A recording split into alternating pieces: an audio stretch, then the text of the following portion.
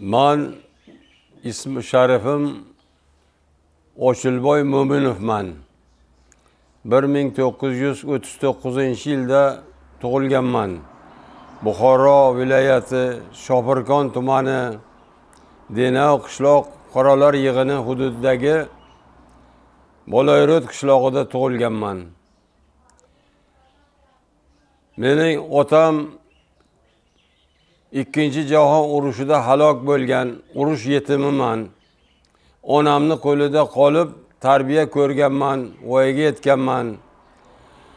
1959-yilda men Sharof Rashidovichning nazariga tushib 20 yoshimda u kishi meni o'qitdi, tarbiyaladi. Mana shu butun faoliyatim davrida menga rahnamolik qildilar.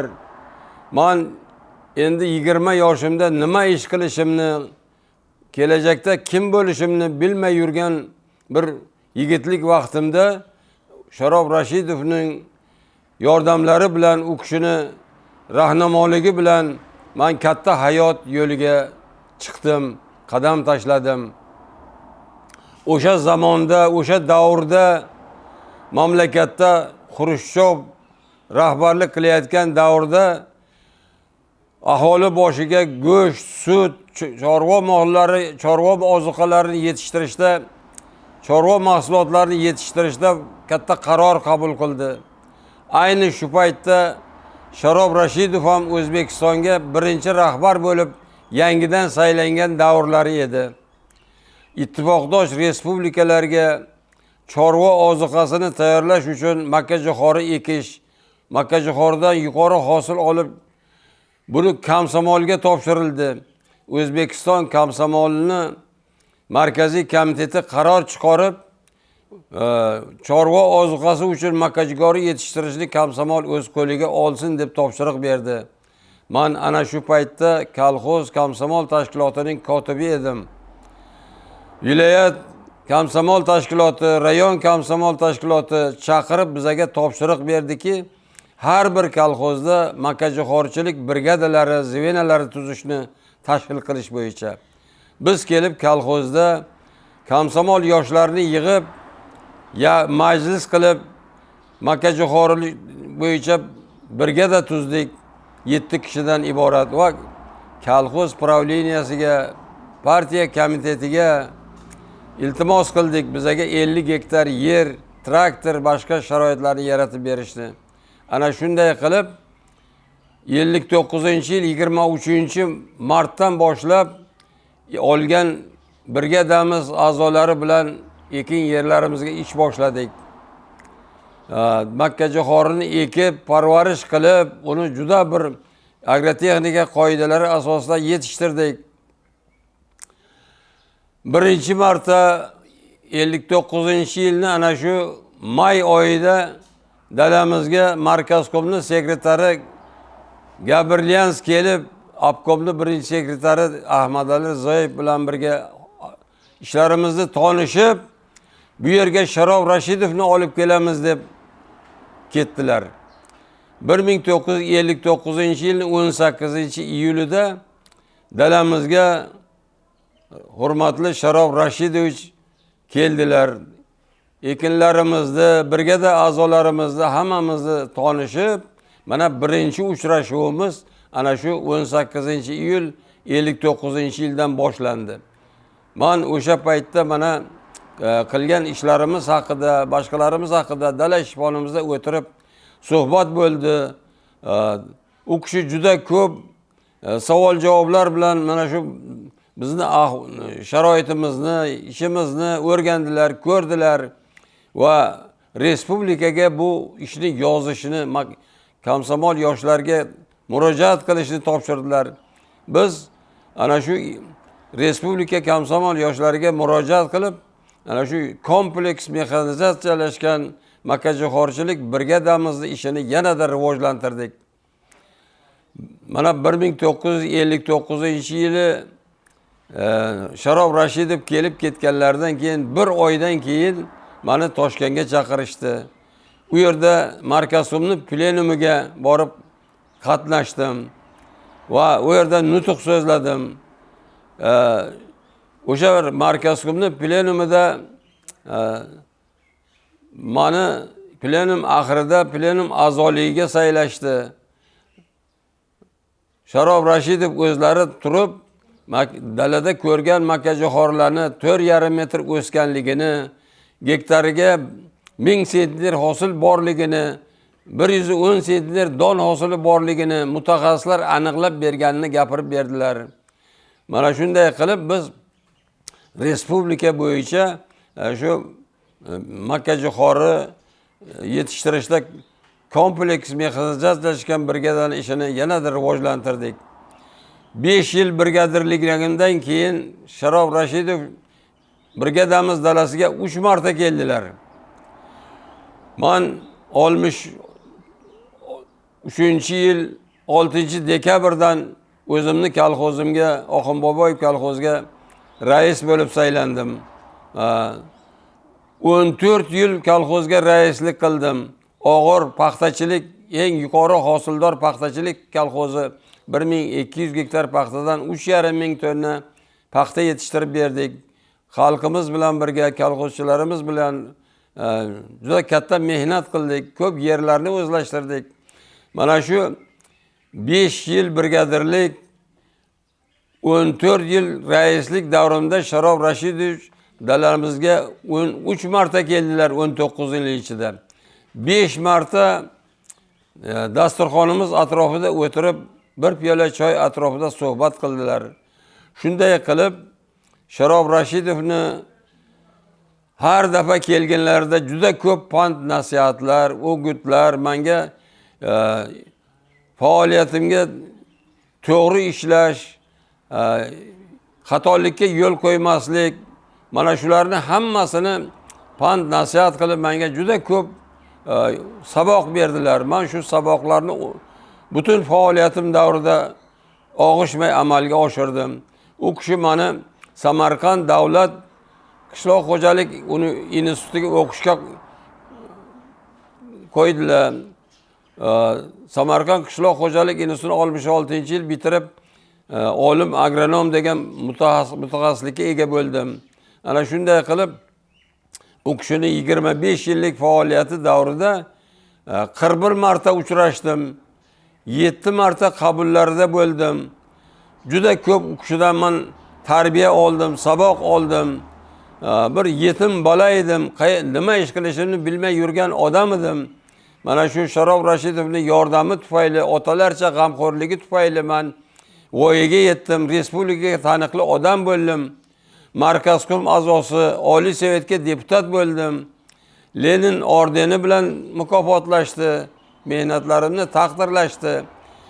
20 yil davomida respublikani juda katta anjumanlariga, qurultoy, plenum, sessiya, partiya aktivlariga, faollar yig'ilishlariga qatnashib, Sharob Rashidovni butun mana shu faoliyati davrida men saboq oldim, voyaga yetdim, toblandim. Qishloq xo'jaligi uchun yaroqli bir mutaxassis bo'lib yetishdim. Faoliyatim davrida 5 yil brigadir, 14 yil kolxoz raisi, 15 yil 3 ta yangi cho'ldagi yangi savxozlarga direktor bo'lib, ularni noldan boshlab savxozlarni qurib, 3000 gektar yerga yaqin yerni o'zlashtirib, bog'irroqlar, qishloqlar, yo'l, ko'priklar, ariq zavurlar qozib, haligacha mana shu qilgan mehnatlarimizni xalqimiz, davlatimiz mana mustaqillik davriga ham ular mana shu o'zini natijasini beryapti. O'rta cho'lda, Konimex massivida, Konimex cho'lida, Jilvon cho'lida 3 ta yangi savxozni don chorvachilik savxozlari qurib, juda ko'p mahsulotlar, juda ko'p qishloq xo'jalik meva-chevalari yetishtirib berdik. Sharob Rashidov bu mana shu har bir kelganlarida, har bir majlislarda aytgan gaplari meni kechagidek meni xotiramda turibdi. Men u kishi bilan mana shu qarzlarimni uzish uchun 4 ta kitob o'qishga bag'ishlangan maqola, kitob yozdim, maqolalar yozdim. Sharof Rashidovdan man umrbod qarzdorman. U kishini mana shu har bir Toshkentga borganda u kishini ziyorat qilib, haqlariga duoyi fotihalar qilaman. Hamisha shu Sharof Rashidovni eslab, gazetalarga, jurnallarga, odamlarga, xalqqa shu bo'lib o'tgan voqealar, xotiralarni aytib beraman. Mana yozgan kitoblarimni hozir arxivimda saqlayapmiz.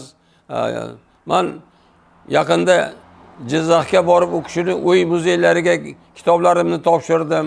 Davlat muzeyiga kitoblarimni topshirdim. Men ana shu faoliyatim davrida Sharof Rashidovni qilgan xizmatlarini, qilgan ishlarini juda bir xalq uchun, davlat uchun qilgan vazifalardan bir 3-4 tasini aytib bermoqchiman. Birinchidan, u kishini bu qilgan ishlari, men aytayotgan gaplar bir okeandan tomchi, daryodan bir tomchi, bir Buxoro uchun, bir Shopirkon yo mana shu bizni joyimiz uchun qilgan xizmatlardan eng kattasi mana Ammo Buxoro kanalining suvini Zarafshon daryosiga tushirib, shu bir tarixiy bir mo'jiza yaratdilar. Agar o'sha Ammo Buxoro kanali vaqtida 1976-yilda Shopirkonga suv oqib keldi. Agar o'sha Ammo Buxoro kanali vaqtida tashkil qilinmaganda, Buxoro xalqini bugunlik ahvoli nima og'ir ahvolga tushishi aniq ekan. Mana Zarafshon suvi Samarqanddan bu yoqqa o'tmaydi. Buxoro xalqi Ammo daryo suvidan 400 kub suv olib, mana qarang, 50 yildan buyon shu kanalning suvidan xalqimiz davlatga mahsulot yetishib beryapti, o'zlari xalq foydalanyapti. Ana shunday bir olamshumul, tarixiy, uzoqni ko'rgan, o'ylagan Sharof Rashidovning xizmatlari Buxoro uchun cheksiz, beqiyos. Mana Shopirkonda Jilvon yerlarini o'zlashtirib, 3 ta 4 ta yangi sovxozlar tashkil qilib, 1000 gektar uzumzor tashkil qilib, u uzumlardan yetishtirilgan mahsulot Rossiyani butun Sibir, Moskva, Leningrad, Ural hamma joyga mana shu Shopirkonning mahsulotlari yetkazib berildi. Yoki eng O'zbekiston xalqi uchun, O'zbekiston uchun u kishini juda katta xizmatlari bor. Mana 66-yilda Toshkent zilzilada yakson bo'lgandan keyin katta majlis o'tkazildi Markaz Ko'mni zalida. Men o'sha majlisga qatnashganman. Moskvadan Brejnev, Kosigin, boshqa rahbarlar keldi. Mana shu zilzila oqibatlarini tugatish bo'yicha katta majlis bo'lib, tegishli choralar belgilandi. Majlisning oxirida Sharof Rashidov tribunaga chiqib, Brejnevdan, Moskva rahbarlaridan iltimos qildilarki, shunday qayta qurilayotgan Toshkentda bir metropoliten quraylik, bitta Toshkentda ham shu metro yo'lga izga tushsin degan masalani iltimos qildilar. Zalda o'tirgan 1000 ga yaqin odamlar hammasi oyoqqa turib qarsak cholib, shu Rashidovning shu so'zlarini, fikrlarini ma'qulladilar. Va Brejnev bilan Kosigin o'tirib maslahatlashib o'sha yerga kelishib olib, keyin Brejnev bo'ldi, bu masalangizni hal qilib beramiz degandan keyin odamlar qarsakdan to'xtadi va joylariga o'tirdilar. Ana shunday og'ir bir sharoitda Sharof Rashidov o'zini diplomatiyasini ishlatib, eng bir mana xalq uchun, O'zbekiston uchun kerakli vazifalarni hal qildi. Sharof Rashidovning qilgan xizmatlari beqiyos O'zbekistonda. Lekin u kishini keyingi vaqtda juda ko'p tayziqlar, hujumlar, boshqa har xil bo'xtonlar u kishini boshiga yog'ilib, u kishini vafotlaridan keyin ancha nojo'ya ishlar yo'lga qo'yildi, nojo'ya ishlar bo'ldi. Sharof Rashidovga nisbatan, xizmatlariga nisbatan hurmatsizlik bo'ldi. Buni biz mana butun O'zbekiston xalqi mana mustaqillik, ozodlik, hurriyatga erishib, Sharof Rashidovni qaytib oqlandi. Prezidentimiz mana Mirziyoyev Sharof Rashidovning 100 yilliklarini Jizzaxda nishonlash uchun juda katta qaror qabul qildilar. Biz men shu 100 yillik yubileyga qatnashdim borib, o'z ko'zim bilan ko'rdim. Sharof Rashidovning nomi pokiza oqlandi. Xalqimiz ko'z yoshi bilan, katta quvonch bilan buni kutib oldi. Mana undan keyin ham Sharof Rashidov haqida qanchadan qancha xalqimiz bu kishini esdan chiqarmaydi, unutmaydi. Mana bizga o'xshagan keksalar u kishini sabog'ini olganmiz, u kishini hurmatiga sazovor bo'lganmiz, u kishini birga qo'lini olganmiz, birga o'tirib choy ichganmiz, birga o'tirib hangoma qilganmiz, suhbat qilganmiz. Menga o'xshagan respublikada minglab yetimlarni, minglab qishloq yigit qizlarini, minglab kishilarni u kishi o'qitdi, tarbiyaladi, voyaga yetkazdi.